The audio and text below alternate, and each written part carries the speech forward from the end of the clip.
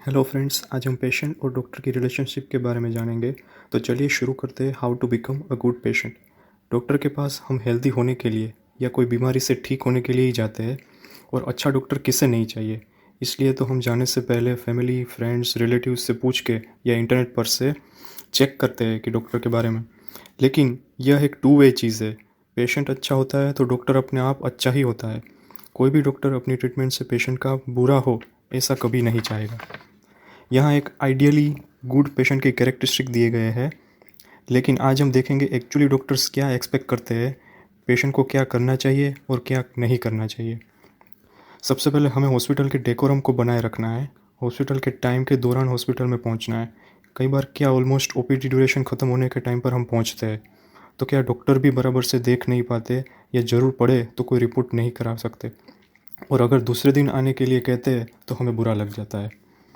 Doctor और hospital staff को greet करना है। आप कुछ भी नमस्ते, नमस्कार, हेलो, गुड मॉर्निंग कुछ भी कह सकते हो। इससे क्या है कि वो लोग के सामने आपका एक रिस्पेक्टेबल एटीट्यूड उभर के आता है और वो रिलेशनशिप में पॉजिटिविटी बनाए रखता है। हॉस्पिटल में बिन ज़रूरी सामान साथ में लेके ना जाए। हाँ, लेकिन सब ज़रूरी चीज़ें जैसे कि रिपोर्ट्स, पेशेंट्स फाइल, दवाइयाँ, पुराने मेडिकल रिकॉर्ड्स, ये सब कभी ना भूलें। जब तक ज़रूरत ना हो बच्चों को हॉस्पिटल में साथ लेके ना जाए, ताकि कई बार डॉक्टर कुछ बता रहे होते हैं और हमारा ध्यान बच्चों में लगा रहता है और कई बातें जो हमारी हेल्थ के लिए इम्पोर्टेंट है वो हम समझ नहीं पाते। हॉस्पिटल प्रीमाइसेस को साफ़ सुथरा बनाए रखें। किसी भी जगहों पर थूके नहीं। हॉस्पिटल के अंदर स्मोकिंग या ड्रिंकिंग कतई ना करें। हॉस्पिटल में साइलेंस बनाए रखें। जब अपना नंबर आए तभी डॉक्टर के पास जाए। कई बार हम इमरजेंसी करके बीच में चले जाते हैं या नंबर जल्दी आ जाए उसके लिए कई तरह तरह के अलग से बहाने बनाते हैं और हॉस्पिटल का पूरा सिस्टम डिस्टर्ब कर देते हैं। लेकिन हम कुछ भी करें, डॉक्टर हमसे काफ़ी ज़्यादा स्मार्ट और इंटेलिजेंट होते हैं। उसे सब कुछ पता चल ही जाता है। वो फिर भी अगर हमें चेकअप कर देते हैं बीच में से, पर एक नेगेटिव इंप्रेशन हमेशा के लिए हमारी बन जाती है और ये अच्छी बात नहीं है। हॉस्पिटल कभी भी अकेले ना जाए, किसी को साथ लेकर जाए और किसी एक को ही साथ लेकर जाए जो खुद हेल्दी हो, स्मार्ट हो, समझदार हो और डिसीजन मेकिंग की एबिलिटी हो। कई बार डॉक्टर जो कहते हैं वो एक की जगह दो दिमाग में जाए तो अच्छा आउटकम मिलता है। अभी आगे हम पेशेंट और डॉक्टर के बीच में कन्वर्जेशन के बारे में बात करेंगे। सबसे पहले एक जनरलाइज्ड अप्रोच कि पेशेंट आता है वहाँ से लेकर डॉक्टर डायग्नोसिस और ट्रीटमेंट तक कैसे पहुँचते हैं और कैसे और कहाँ पे दिमाग चलता है वो देखेंगे। ये एक एग्जांपल के साथ देखते हैं। मान लो हम डॉक्टर के पास जाते हैं, बताते हैं कि मुझे खांसी हुई है, तो सबसे पहले डॉक्टर के दिमाग में 8-10 रीज़न आते हैं कि ये हो सकता है, वो हो सकता है। मान लो कि कोई सिंपल खांसी जुकाम से लेकर बड़े से बड़े फेफड़ों का कैंसर वगैरह वगैरह। फिर डॉक्टर कुछ सवाल करते हैं, उसके हमारे दिए गए जवाब के ऊपर से उस पूरे लिस्ट में से कुछ रीज़न निकल जाते हैं और अभी 4 से 5 पॉसिबिलिटी बचती है। फिर डॉक्टर क्लिनिकली एग्जामिन करते हैं। अब डॉक्टर के माइंड में 2 या 3 पॉसिबिलिटी बचती है। फिर उस हिसाब से कुछ रिपोर्ट्स एडवाइस किए जाते हैं। वो आने के बाद डॉक्टर सब कुछ कोलैबोरेट करके फाइनल डायग्नोसिस पर पहुंचते हैं और उस हिसाब से ट्रीटमेंट होती है। अब इस ऊपर के पूरे पाथवे से आप समझ ही गए होंगे कि कोई भी ट्रीटमेंट में पेशेंट का कितना अहम रोल होता है। इसलिए डॉक्टर जो भी पूछे उसका सच सच जवाब देना है, एक्यूरेट जवाब देना है। मान लो डॉक्टर पूछे कितने दिन से खांसी है और हम बताते 15 दिन से, 1 महीना से, शायद एक आध महीना से है, ऐसा नहीं चलेगा। और स्पेसिफिक जवाब देना है। मान लो कि डॉक्टर पूछते हैं कि खांसी के लिए हम बताने आए हो और आप बताने लगते हैं कि मुझे 2-3 साल से कमर में भी दर्द है, पाँव में कभी कभी खुजली होती है, कभी कभी सिर में चक्कर आता है वगैरह वगैरह। ये ठीक है, आप अपनी सारी तकलीफ़ बताते हो, लेकिन जो तकलीफ़ आपको डॉक्टर के पास लेकर आई है उसको स्पेसिफिकली एक्सप्लेन करना है और जो उसके बारे में डॉक्टर पूछे वो उसका एक्यूरेटली जवाब देना है। बाद में लास्ट में आप और तकलीफ़ों के बारे में बता सकते हो। इसके अलावा आपकी कोई और दवाएं चालू हो, कोई ट्रीटमेंट आप खुद से मेडिकल स्टोर से लिया हो, कोई आपका व्यसन हो, ये सब की आपको खुल के बताना चाहिए। अगर आप दवाएं रेगुलरली नहीं लेते हो तो भी डॉक्टर को बताना चाहिए और न लेने का कोई रीज़न हो तो वो भी खुल के बताना चाहिए। सिंपली बोले तो हम जितना सच, स्पेसिफिक और एक्यूरेटली डॉक्टर को बताएंगे उतना ही परफेक्ट डायग्नोसिस होगा और उतना ही एक्यूरेट आपका ट्रीटमेंट होगा। इसके अलावा पुराना सब रिकॉर्ड्स साथ में रखना है, जैसे कि दूसरे हॉस्पिटल या डॉक्टर्स की फ़ाइल, रिपोर्ट्स, कोई मेडिसिन्स के रिएक्शन हो या ऐसी कोई चीज़, ऐसी कोई परसिस्टेंट मेडिकल प्रॉब्लम जिसकी दवाएं रेगुलर चालू हो, ये सब के बारे में डॉक्टर को बताना है। अपना हेल्थ इंश्योरेंस हो तो उसके बारे में भी डॉक्टर को बताना है, लेकिन उसके रिलेटेड कोई क्वेरी हो तो डॉक्टर से भूल से भी पूछना नहीं है। डॉक्टर कोई इंश्योरेंस एजेंट नहीं है। हमें किसी भी कंडीशन में घबराना नहीं है, पैनिक नहीं होना है। इसके लिए मेन 3 चीज़ें हैं। तो सबसे पहले अपनी तकलीफ़ को दूसरों से कंपेयर नहीं करना है। मैं एक प्रैक्टिकली एग्जांपल से बताऊं तो एक बार एक औरत का थायराइड का कैंसर डिटेक्ट होता है।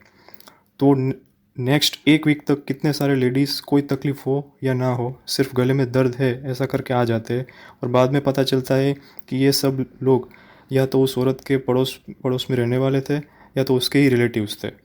सभी लोग डर डर के चेक करवाने आए थे कि उसे भी कैंसर ना हो। लेकिन डॉक्टर समझ ही जाते हैं ये लोगों को कुछ नहीं है, सिर्फ गले पर हाथ रखकर ये डॉक्टर के मुंह से सुनने के लिए आए हैं कि उन्हें कुछ नहीं है। लेकिन यही बात सिंपली बोले तो जैसे कि खांसी होती है तो उसका रीज़न टीबी ही है, ऐसा नहीं मान लेना चाहिए। इसलिए कभी भी भूल से भी अपने आप कोई निदान ना करे और अपनी तकलीफ़ को दूसरों से कंपेयर ना करे, सिर्फ और सिर्फ अपने डॉक्टर पे भरोसा करे। एक बार मुझे खांसी हुई थी तो ये दवाएं ली थी, तब ठीक हो गया था। मेरे बाजू में एक भाई रहते हैं, उसको खांसी हुई थी, उसको एक डॉक्टर ने ये दवाएं दी थी, उससे भी उसको ठीक हो गया था। ऐसा सब सोचकर कभी अपने आप सारवार ना करें। एक सिंपल खांसी के लिए भी हज़ारों कारण हो सकते हैं और उस हिसाब से उसकी ट्रीटमेंट भी अलग अलग होती है। डॉक्टर को कभी भी सलाह ना दे। ये सभी चीज़ों के लिए है, सिर्फ डॉक्टर के लिए नहीं। सभी फील्ड में जो जिसमें एक्सपर्ट है उसे उसका काम करने देना चाहिए। डॉक्टर साहब हमें ये रिपोर्ट करवा ले तो कैसा रहेगा? साहब हमने नेट पे देखा था खांसी होती है तो न्यूमोनिया होता है, तो वो दवाएं लिख दीजिए, उससे कैसा रहेगा? ऐसा कभी भी ना करें। नेट पर देखकर रिपोर्ट्स या दवाएं कभी नहीं करनी चाहिए। डॉक्टर को एक ही चीज़ बार बार ना पूछे। कई बार क्या होता है, डॉक्टर सब समझा देते हैं, फिर कोई दूसरा रिलेटिव आके वही सब क्वेश्चन फिर से पूछता है, डॉक्टर जी फिर से समझा देते हैं, फिर थोड़ी देर बाद कोई तीसरा आता है। ऐसा प्लीज़ कभी भी ना करें, इससे डॉक्टर भी कभी इरिटेट हो जा सकते हैं। तो हम क्या करें? डॉक्टर को अपना काम करने दें, फिर वो जैसे जैसे बताए वो सब हमें बिल्कुल बराबर से करते रहना है। जैसे कि दवाएं बताए वैसे पूरा कोर्स करना है। दवाएं बंद करने से पहले डॉक्टर से मिलना है और पूछना है बंद करने के बारे में। दवा के अलावा बताई गई सभी इंस्ट्रक्शन बराबर से फॉलो करना है। याद ना रहे तो सब बताई गई बातें लिख के भी रख सकते हैं, या घर पे कुछ पूछने का याद आए तो वो भी आप लिख कर रख सकते हैं कि हम फॉलोअप में पूछ सकें। रेगुलर फॉलोअप में हमें जाना है ताकि हमारी डिसीज़ की प्रोग्रेस का पता चल सके। कोई दवा से तकलीफ़ हो तो डॉक्टर को बताना है ताकि वो चेंज हो पाए, या तो ज़रूरत पड़े तो उसका डोज एडजस्टमेंट हो पाए। बीमारी से अच्छा होने के लिए नहीं, लेकिन अच्छा ही रहने के लिए डॉक्टर के पास जाना चाहिए। डॉक्टर की चापलूसी ना करें। जैसे कि साहब मैं बहुत जगह पे दवाई की है लेकिन मुझे पता था अब सब ठीक हो जाएगा, आपके पास आया हूँ इसलिए। आपकी दवाई हमेशा अच्छी होती है सबसे। वो पड़ोस की गली वाले जो डॉक्टर साहब है उसकी दवाएं तो बिल्कुल बेकार है। ऐसा सब कुछ ना करें। सभी डॉक्टर्स अच्छे ही होते हैं, कैसे भी हो सभी डॉक्टर्स ऐसा ही चाहते हैं कि हम वहीं से ठीक होकर जाए। यही चीज़ डॉक्टरों के लिए भी, कि कभी दूसरे डॉक्टर्स की बुराई ना करें कि ये गलत दवाई है, आपको बराबर से डायग्नोस नहीं किया गया है, ऐसा कुछ भी। क्योंकि जब उस डॉक्टर ने देखा होगा उस कंडीशन के हिसाब से उसने दवाएं दिया रहेगा, ऐसा भी हो सकता है। सब लोगों को डॉक्टर की कदर करनी चाहिए। हर विज़िट में उसे ग्रीट करना चाहिए या थैंक्स बोलना चाहिए। आप कितने सेटिस्फाइड हो वो डॉक्टर को बताना चाहिए। जैसे आपको 7 दिन का दवाई दे के बताया हो कि अच्छा हो जाएगा, फिर ज़रूरत नहीं होगी बताने की, लेकिन आप 7 दिन दवाई ख़त्म करके अच्छे हो गए तो डॉक्टर को फ़ोन करके या रूबरू सिर्फ बता सकते हैं कि अच्छा हो गया साहब जी। ऐसे फॉलोअप से डॉक्टर की कॉन्फिडेंस भी बढ़ती है और आपके लिए एक रिस्पेक्टेबल फीलिंग आती है जो आपकी रिलेशनशिप में पॉजिटिविटी बनाए रखती है। एट लास्ट हमें सिर्फ भरोसा रखना है खुद पे और डॉक्टर पे। जितना ज़्यादा भरोसा हम डॉक्टर पे करेंगे उतना ही उसका कॉन्फिडेंस बढ़ेगा और एक रिस्पॉन्सिबिलिटी का भाव आएगा जो कि हमारी सारवार के लिए और ज़्यादा मेहनत करने के लिए उन्हें प्रेरणा देगा। Always have a great faith in your doctor. तो बस आज के लिए इतना ही फ्रेंड्स। ऐसे वीडियोस देखते रहने के लिए हमारे चैनल को सब्सक्राइब जरूर करें, और यह वीडियो आपको अच्छा लगा हो तो लाइक या शेयर ज़रूर करें। आपके फीडबैक और सजेशंस ऑलवेज़ वेलकम है, और आप अपनी कोई भी हेल्थ रिलेटेड क्वेरी हमें भेज सकते हैं। हम आपको सेटिस्फाइड करने का पूरा प्रयत्न करेंगे। तब तक के लिए thank you, goodbye, think less, do more and always be happy for being health.